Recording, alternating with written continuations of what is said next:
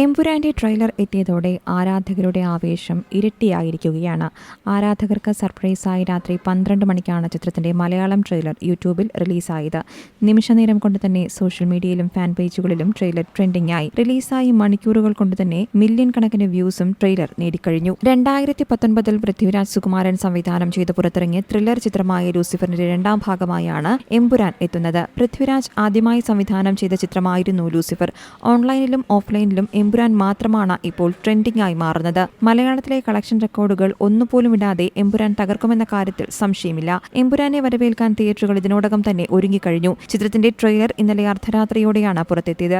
ആദ്യാവസാനം suspense നിറച്ച ട്രെയിലറിൽ മോഹൻലാലിന്റെ Abram ഖുറേഷിയും പൃഥ്വിരാജിന്റെ സയ്യിദ് മസൂദും നിറഞ്ഞു നിന്നപ്പോൾ ചുവന്ന ഡ്രാഗൺ ചിഹ്നമുള്ള വസ്ത്രം ധരിച്ചയാൾ ആരാണെന്ന് തിരയുകയാണിപ്പോൾ സോഷ്യൽ മീഡിയ. നേരത്തെ ചിത്രത്തിന്റെ ക്യാരക്ടർ പോസ്റ്ററുകൾ ഓരോന്നായി പുറത്തുവിട്ടപ്പോഴും ഒരു സസ്പെൻസ് കഥാപാത്രമുണ്ടാകുമെന്ന സൂചനയും അണിയറ പ്രവർത്തകർ നൽകിയിരുന്നു. എന്നാൽ ട്രെയിലർ എത്തിയിട്ടും ആ സസ്പെൻസ് അതുപോലെ നിലനിർത്തുകയാണ് എമ്പുരാൻ ടീം. കഴിഞ്ഞ വർഷം നവംബർ 1 കേരള പിറവി ദിനത്തിൽ അണിയറ പ്രവർത്തകർ എമ്പുരാന്റെ ഒരു ക്യാരക്ടർ പോസ്റ്റർ പുറത്തുവിട്ടിരുന്നു. വെള്ള വസ്ത്രമിട്ട ഒരാൾ തിരഞ്ഞു നിൽക്കുന്നതായിരുന്നു ആ പോസ്റ്ററിൽ ഉണ്ടായിരുന്നത്. അയാളുടെ പിന്നിൽ ഒരു ഡ്രാഗണിന്റെ ചിഹ്നവും ഉണ്ടായിരുന്നു. പിന്നാലെ സോഷ്യൽ മീഡിയയിൽ ഇതാരാകുമെന്ന ചർച്ചകൾ സജീവമായി.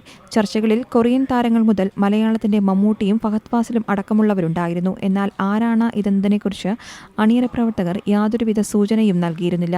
ചിത്രത്തിന്റെ ട്രെയിലർ പുറത്തുവിടുമെന്ന അപ്ഡേഷൻ വന്നതുമുതൽ ട്രെയിലറിൽ ആ ചുവന്ന ഡ്രാഗൺ വസ്ത്രധാരിയെ റിവീൽ ചെയ്യുമെന്ന തരത്തിലും അഭ്യൂഹങ്ങളുണ്ടായി. എന്നാൽ ട്രെയിലറിൽ കറുത്ത വസ്ത്രത്തിന് പുറകിൽ ചുവന്ന ഡ്രാഗൺ ചിഹ്നമുള്ള ആൾ ഉണ്ടായിരുന്നുവെങ്കിലും ആ ആൾ ആരാണെന്ന് വ്യക്തമല്ല. ഫഹദ് ഫാസിലാണെന്നും അല്ല മറ്റ് വിദേശ താരങ്ങളിൽ ആരെങ്കിലും ആകാമെന്ന തരത്തിലും ചർച്ചകൾ തകൃതിയായി നടക്കുന്നു. എന്തായാലും ഫഹദിന്റെ പേര് തന്നെയാണ് സൈബറിടങ്ങളിൽ നിറയുന്നത്. ആരായാലും തിയേറ്റർ ഇളക്കിമറിക്കുന്ന ഒരു ക്യാമിയോ ആകും ഈ റോളെന്നാണ് ഉറപ്പിക്കുന്നത്. നേരത്തെ എമ്പുരാനിൽ ആരും പ്രതീക്ഷിക്കാത്ത ക്യാമിയോ ഉണ്ടാകുമെന്ന് അണിയറ പ്രവർത്തകരിൽ പലരും പറഞ്ഞിരുന്നു. News desk Zee Malayalam news.